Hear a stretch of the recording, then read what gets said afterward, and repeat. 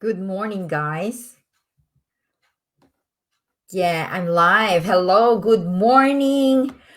This is Winning Wednesday live series. Welcome to episode 14.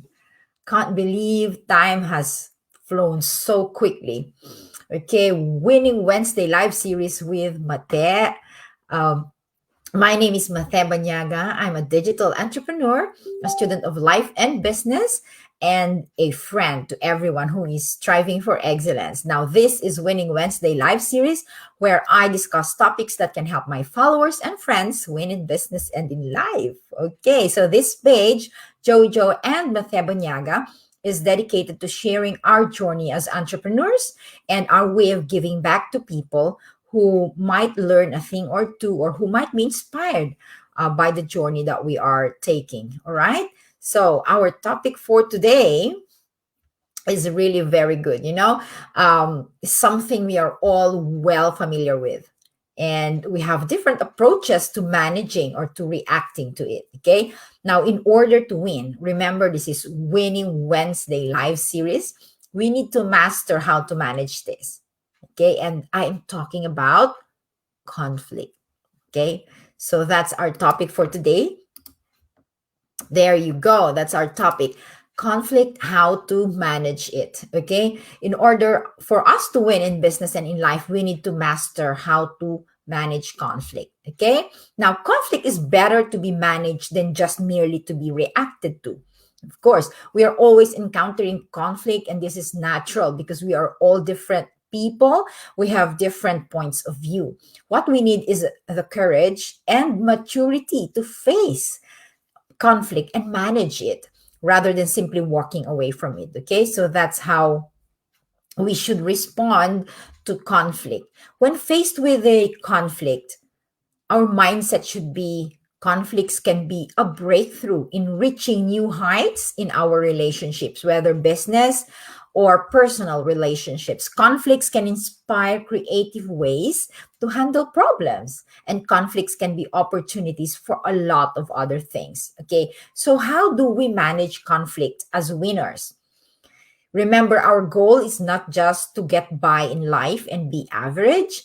No, our goal is to be winners in business and in life. And we have to perform higher than the average person in everything, even in responding to conflicts. All right. So I'm just going to give you a few tips on how to manage or to handle conflict in an organization, in our business, among our peers, or with our personal relationships. Okay, first is, of course, you have to, there you go, understand the root cause of the conflict. Either you are the mediator or one of the parties involved, you have a duty.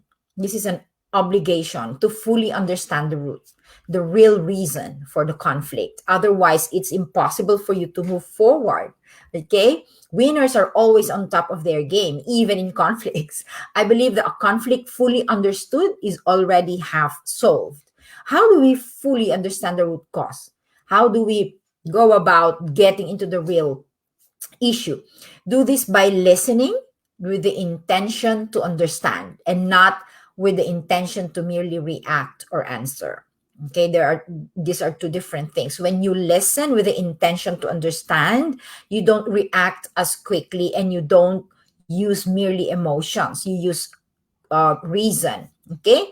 Now, listen to each party with a commitment to get to the root of the matter. If you are the one involved in the conflict, have the maturity to listen to the other party. Okay, so that's the first one. The second one is no, hang on. Before that, I just want to add, emotions are high, understandably, when conflict is ongoing. But the only way for forward in this situation is to keep a cool head. Don't forget that. Easier said than done. But this is the only way to resolve conflict in a good way. Okay, emotions are high when the conflict first erupts or when there is a confrontation between or among parties, because conflict can run for days or weeks or months on end. Okay, so there are times when the emotions are really high, but there are times when they are just there simmering. Okay, remember, a conflict does not have to be two-sided. By the way, it can be more than two parties. Okay, so always have that in mind, that you are trying to understand and get to the root cause. Have the intention to fully understand the situation first before doing anything. Listen not just with your ears, but let your mind process and your heart to compassionately listen. Okay, listen compassionately. This is very important, particularly if there is an aggrieved party. Listen compassionately so that you will fully understand. Listen with the intention to know the truth. Somehow the real issue or the truth is down there, buried under the raised voices and altercation. Okay, so that's the first one. You have to fully understand. Okay, the second one is you have to, hang on, this is, there you go, you have to, no, sorry, that's the other one. There you go. You have to acknowledge the point of each one involved in the conflict. No, the act of acknowledging the side or the point of view of a person really calms down everybody. Okay, so for example, in a conflict, one person is not being heard, and then all of a sudden, someone acknowledges their point of view. They will calm down. They will think that they've made their point, and they can calm down. Okay, the act of acknowledging the side or the point of view of a person calms them down, because they know that they are being considered, they're being heard already. It is easier to communicate and resolve anything with minds that are calm and lower voices, and this is what civilized adults do. Okay, now the next thing is you have to discuss the different options to resolve and agree. Basic, isn't it? Be willing to compromise and always practice the golden rule in the Bible, which is, of course, do unto the other party what you would want the other party do to you. That's the golden rule, isn't it? Do unto the other party what you would want the other party do to you. The key here is to stop being selfish. Okay, as winners, always strive for a win-win situation. This was our first topic in this series anyway. If we don't strive for a win-win situation where both parties are, or all of the parties involved emerge as winners, we try to make it a win-lose situation where we want to emerge the winner and all the others the losers. So that's not winning. That is annihilating or subduing, which is not what winning is all about. So always strive for a win-win situation when you're discussing the different ways to resolve it. Wow, we have thank you so much for those who are watching. Thank you for joining me. This is Mathe, Winning Wednesday live series with Mathe, right? Now, the next one, of course, is this is very important. You have to embrace the changes that ensue or the changes that follow. Embrace the change that conflicts make way for. Be brave to change as a result of a conflict.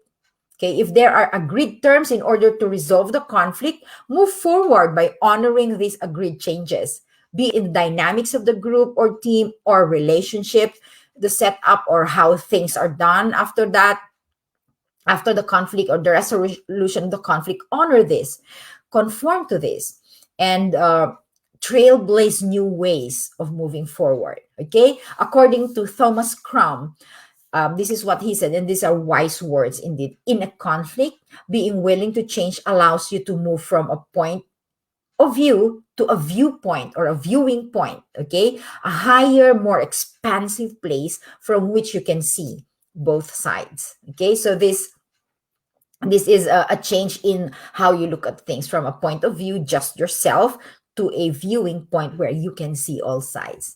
All right. So then you are able to embrace the changes that ensue from the conflict.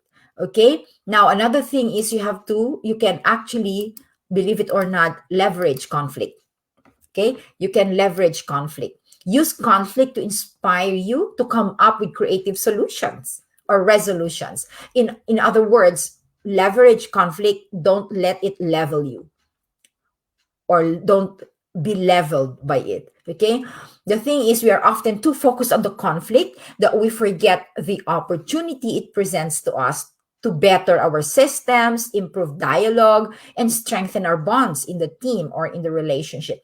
An example I can think of is if there's conflict between two teams in our business or two individuals in a team. Think of new ways to establish closer collaboration. This is again another winning topic that we discussed a way back. Collaboration. You have to collaborate. So establish closer ways to collaborate with between these two people or two parties in conflict. As Albert Einstein said, in the middle of difficulty lies opportunity. In the middle of difficulty lies opportunity, and conflict is a difficulty, and it can create opportunity that we can leverage, an opportunity where we can strengthen the bonds. All right. And of course, this is the last one, but definitely not the least. Okay. Apologize. That's the best one. Apology is the super glue of life. It can hold everything together, even broken relationships. Apology requires two things. There are two things that we need in order for us to be able to apologize sincerely. First is humbleness. The humbleness to acknowledge that we are not right all the time. And second is courage. Okay, you have to be brave enough to admit. Okay, those who cannot apologize don't have these two traits: courage and humbleness. All right. So now, winners think outside the box. Sorry. We need not do things the same way most people do, because we are winners, remember? So we do things in a different way. What do most people do? They fight, they argue, they don't find ways to restore relationships, and they ignore or simply walk away from a conflict. Winners do the opposite. We winners, we discuss, we engage, and we solve, and then we move forward. Isn't that good? Okay. So anyway, that's all from me for now. On behalf of my better half, Jojo, I hope you learned a thing or two from our discussion. And before I go, let me invite you to, or let me ask you to consider our invitation, okay? As you may well know, we are digital business mentors who, a year ago, decided to take matters into our own hands, build our digital business to retire early. And God willing, this will happen in the next year or two.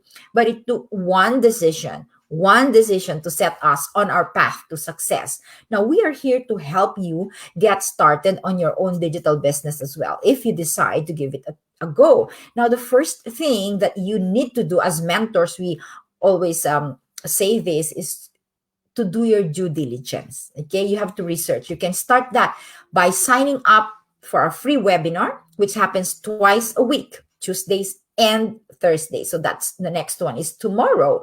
The other one was yesterday. So go over to our page. It's there. Rolling, mathegoesdigital.com. That's mathegoesdigital.com. Sign up with your name and email. You do not have even to put your whole name, just your first name and your email address. Why do we need your email address? We need to send you the link to our webinars. Now, you can watch as many live webinars as you want, or you can watch all the replays that we will send you the links to.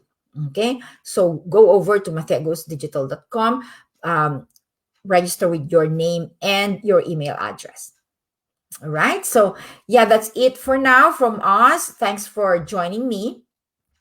This is Mathe and Jojo and Mathe Banyaga business page. Remember, guys, in life, there are winners and there are losers. Just decide who you are. Are you a winner or are you a loser? For winners, they don't lose sight of the goal, because to them, winning is everything, and winning is the only thing. All right, guys, bye for now. God bless and have a nice, beautiful. It's really it's really sunny here in our part of the world. I hope that you all enjoy and have a blessed Wednesday. God bless, guys.